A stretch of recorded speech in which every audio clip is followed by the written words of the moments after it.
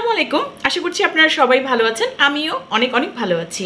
আজকে মজাদার একটি ইউনিক রেসিপি নিয়ে আসব, যেটা হচ্ছে ম্যাঙ্গো ডিলাইট, মানে পাকা আমের ম্যাঙ্গো ডিলাইট।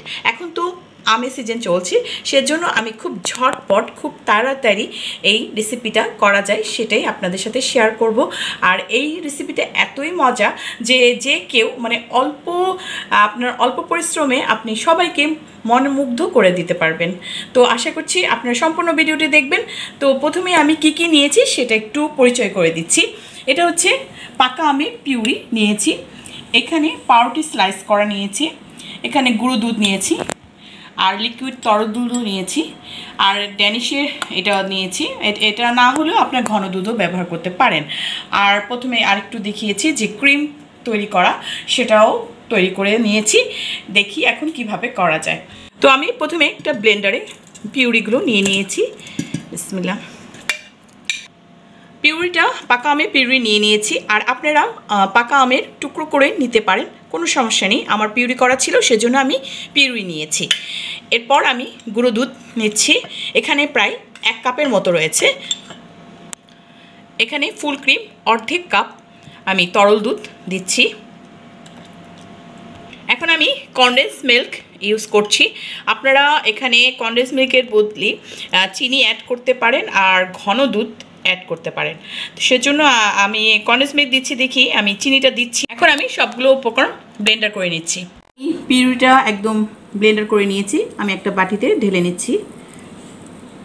আমি পাউরুটির সাইডগুলো যে খয়েরি অংশগুলো কেটে নিয়েছি, আর একটা দেখিয়ে দিচ্ছি কিভাবে কেটেছি। এই যে কেচি দিয়ে সাইডগুলো সুন্দরভাবে সমান করে কেটে নিতে হবে। এই যে এখন পিউরির মধ্যে এটাকে একটু ডিপ করে নিচ্ছি।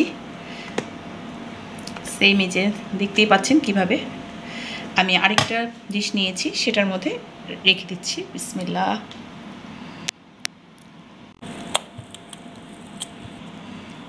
এই যে একটু স্লাইস করে নিয়েছি, যে সাইডগুলো একটু চিকন লাগবে সেজন্য। আমি এখন ম্যাঙ্গোর পিউরি দিয়ে নিচ্ছি। আপনারা ম্যাঙ্গো স্লাইস করেও দিতে পারেন। এই যে ম্যাঙ্গো পিউরি আমি দিয়ে সমান করে নিলাম। এখন একটু কনডেন্স মিল্ক দিব। কনডেন্স মিল্ক দিয়ে নিলাম। এখন আবার আমি কোটিং করে নিচ্ছি, আরেকটা লেয়ার দিব। বিসমিল্লাহ।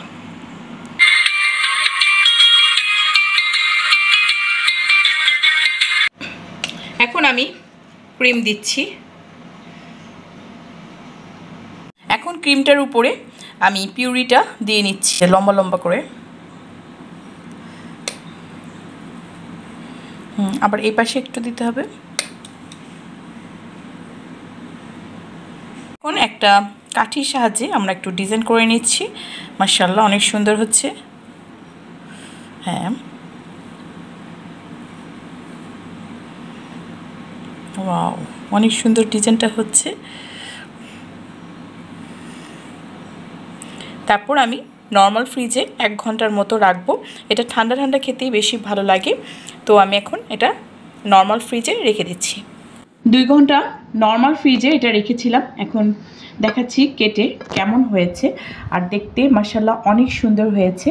কেমন হয়েছে মাশাআল্লাহ, ওয়াও, সফট।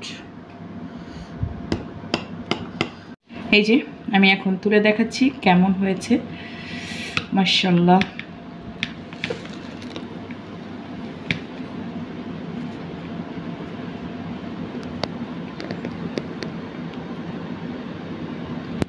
এই যে ওয়াও, কি ইয়ামি হয়েছে, কি সুন্দর হয়েছে। দেখতে যেমন মজাও ওরকম হবে মাশাআল্লাহ।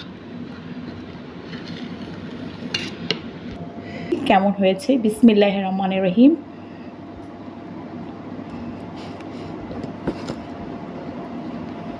খেয়ে দেখাচ্ছি। বিসমিল্লাহির রহমানির রহিম।